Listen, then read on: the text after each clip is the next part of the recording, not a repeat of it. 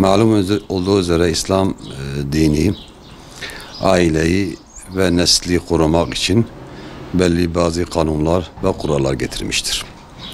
Bununla ilgili bir neslin ailenin devamı için meşru evliliği getirmiş. Bunun yanında zinayı da haram kılmıştır. Allah Teala'nın koyduğu sınırları aşan kendi haddini aşmış olur ve topluma, aileye, o memleketin hepsine zarar vermiş olacaktır. Bu manada bu kanunları ve kuralları yerleştirmek için de emri bil ma'ruf ve nehy anil münker kaidesi bütün Müslümanlara vacip kılmıştır. Elbette bunun derecesi farklı olabilir ama hadis-i şerifte buyurduğu gibi men ra'a minkum munkeren felyughayyir bi yedihi fe in lem yastati bi lisanihi fe min lem yastati bi kalbi ve zalike ad'afel iman. Sizden herhangi biriniz bir günahı, bir münkeri, gayri şer'i bir hareketi gördüğü zaman onu eliyle düzeltsin. Gücü yetmiyorsa diliyle düzeltsin. Gücü yetmiyorsa kalbiyle bozlasın, orada kalksın, oturmasın, rıza göstermesin, orayı terk etsin. Elbette bu hadis-i şerifteki derecelendirme herkesin kendi sorumluluğu burada çıkarabilir. İdareci olan bir kişiyi, bir ülkeyi, bir memleketi idare eden birileri bunu elbette düzeltme yöntemi farklı olur. Toplum, sıradan bir vatandaşın düzeltme yöntemi farklı olur. Bir alimin yapacağı düzeltme yöntemi farklı olur. Burada genelleştirirsek meseleyi, herkesin kendi payına sorumlu alması için mutlaka dille imkanlar ölçüsünde kötülüğü kabul etmemiz lazım. Şöyle bir durum var malum, bir misal var, örnek var. Kurbağaları bir kaba koyduğu zaman üstüne bütün suyu dökersen sıcak suyu hemen çıkarlar. Ama kabın içine koy, biraz yavaş yavaş altlarını ısıtırsan o kurbağalar sessiz hepsi bu şekilde orada can vermiş olur.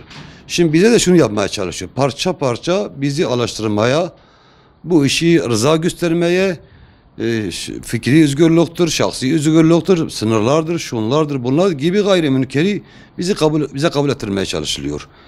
Biz bir Müslüman olarak bunu hiçbir şekilde Allah'ın kabul etmediği bir şeyi biz de kabul etmemizin imkanı yoktur, mümkün değildir. Malum şu anda parklarımız, bazı yerlerde gördüğümüz manzaralar belki insanların kendi mahremiyle yatak odasındaki olan münasebeti yavaş yavaş bunu sokağa hayvani bir şekilde taşınmaya çalışıyor. Buna toplum rıza göstermemesi lazım. Burada aileler sorumluluk düşüyor. Aile kendi çocuklarına sahip çıkacak, bilinçlendirecek. Bu şeytanperest, nefisperest insanların şerrinden onları uzak tutmaya çalışacak. Ki toplum buna rıza göstermemesi lazım. Eğer bir binada, bir mahallede, bir sokakta öyle gayri insani, hayvani ilişkiler dışarıda yapılıyorsa o mahalledeki insanlar mutlaka buna karşı çıkıp tepki göstermesi lazım. Tepki göstermezsek maazallah yarın öbür gün bizim de çocuklarımız bu şeytanperestlerin ve de nefisperestlerin, insanların ağına, tuzağına düşecektir. Bu manada herkes bu anlamda sorumludur. İkincisi, malum zina yasaktır. Olmaması gereken bir şeydir. Topluma açık alanda hiçbir şekilde olmaması gereken bir şeydir. Kendi kanunlarına göre öyledir.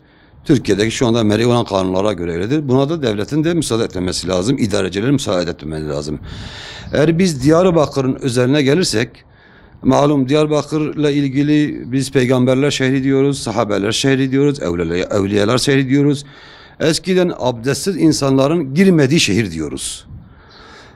Zannımca buna özel bir proje uygulanıyor. Bazı şer odakları, bazı kötü emelli insanlar bunu bilinçli olarak yerleştirmeye çalışılıyordu.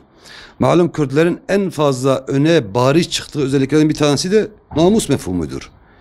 Yani Kürtler hem İslam'dan hem de kendi geleneklerinden gelen bir namus mefhumları çok yoğun bir şekilde yaşadığı bir toplumdur. Eğer bu iş Kürt toplumu içerisinde de olursa bu ayrıyeten daha fazla katmerli bir ayıptır. Buna mutlaka engel olmak gerek ve biz engel olmasak emin olun ki ailenin temeline dinamik sokulur ve aile bitirilir. Yani bir insanın kendi birkaç dakikalık, birkaç vakitlik gençlik döneminde işlediği o hayvani şer'i şey varken, şer'i yol varken gayri şer'i yola tevessül eden insanlar toplumun temeline dinamik koyarlar ve bunu yaygınlaştırırlar. Malum hadis-i şeriflerde de geçiyor, ulemanın sözleri de vardır. Bir toplumda zina yaygınlaşırsa depremler fazla olur. Bir daha önce görülmemiş hastalıklar da görülür. Şu anda dünya tamamıyla hastalıklar zaten uğraşıyor, kurtulamadı. Buna rağmen serkeşlik yapılırsa, Allah'a karşı isyan ederse insanlar, toplum, Allah-u Teala daha fazla ceza elbette dünyada bizi cezalandırır. Ama bunun yanında uhrevi ceza da ayrı bir ceza olarak Allah-u Teala herkesi cezalandıracak. Buna susanlar, ses çıkarmayanlar, rıza gösterenler ve memnun olanlar. Zaten o işlerle nefsine esir olmuş, şeytana esir olmuş insanın cezası ayrı. Bunun yanında hani biz neme lazımcılık anlayışı yaygınlaşır da Allah Teala bizi de cezalandıracak. Onun için biz rıza göstermememiz lazım. Hiçbir şekilde rıza gösteremeyiz. İnancımızın geri göstermemiz lazım. Buna imkanla baştaki hadise dediğim gibi elle, dille, kalple herkes kendi imkanları çerçevesinde buna mutlaka mani olması lazım. Engel olması lazım. Yoksa bu hep toplumun bir felakete sürükler. Ciddi anlamda bir felakete sürükler ve kimse bu felaketten de selim kalamaz, kendini kurtaramaz. O da o felaketle beraber malum cezasını alır. Yaz geldiği zaman hakikaten Müslüman erkeklerin kendi muhafazası çok zor olmuş. Yani Müslüman kadınlar elbette örtünüyorlar, kendini muhafaza etmeye çalışıyorlar, ediyorlar da elhamdülillah. Şimdi sokağa çıktığın zaman, caddeye çıktığın zaman, camiye gittiğin zaman, mescide gittiği zaman erkeklerin kanaatimce bir baskı altındadır, bir taciz altındadırlar. Kadının tacizi. Normalde bir erkek avret yerine çıkarırsa, dışarıda gezerse tepki toplar. Ama kadın kendi ev halinde belki gezemeyeceği, Müslüman bir kadın gezemeyeceği bir giysiyle bir giyimle dışarıda geziyorlar. Bunun yanında camiler, özellikle tarihi camiler. Yani camilere, o mekanlara gidildiği zaman mutlaka orada bir düzen getirilmesi gerekir. Cami içine giriyorsa örtüye müracaat etmesi lazım. Müftüler bu konuda iş düşüyor, belediye iş düşüyor. Cami girişlerinin dışarıda düzgün bir giyimle, yani en azından vücut hatlarını kapatacağı bir şekilde o mekana saygı noktasında mutlaka bir giyim verilmesi gerek. O şekilde. Elbette dışarıda da caiz değildir. Yani camide hani diyoruz öyle olsun, en azından oraya saygısızlık etmesin. Peygamberler türbeleri vardır Diyarbakır'da ve başka ülkelerde, başka şehirlerde ziyaret edilen mekanlar vardır. Orası da bir mesire yeri, mesire alanı haline getirmemek lazım. Buna da toplumun mutlaka duyarlı olması lazım. Sahabeler, özellikle Diyarbakır'da Hazreti Süleyman, Egil gibi yerler var. Çok manevi yönden önemli mekanlardır, mukaddes mekanlardır. Yani orayı hani kabir ziyaret adabı vardır malum. Bir insan ziyarete gider, ne yapar ne eder ona vardır. Aynı zamanda bir insan sağken onun huzuruna hangi giyimle çıkıyorsan, öldükten sonra bir Allah dostunun huzuruna çıktığı zaman aynı giyimle çıkman lazım. Bir farkı yok. Aynı usula, aynı üslupla, aynı hareket tavrıyla. Bu konuda da ciddi sıkıntılar vardır. Bu da toplum bu konuda da bunlara müsaade etmemesi lazım. Toplum kendine sahip çıkacak. Pek fazla kimse sahip çıkacağı düşünmüyorum. Umudum da yoktur. Ama toplum buna müsaade etmeyecek. Toplum taşıma araçlarında da ciddi sıkıntılar var. İnsan bindiği zaman ciddi sıkıntılar yaşanıyor.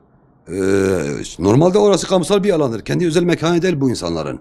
Kendi özel mekanı olsa neyse. Kendi özel Allah belasını versin diyeceğiz. Ama kamusal bir alanda özel bir mekanda yapılacak hareketlerin orada yapılması da İslami bir toplumda kabul edilebilir bir durum değildir. Buna ses yükseltmek lazım gerektiğine inanıyorum.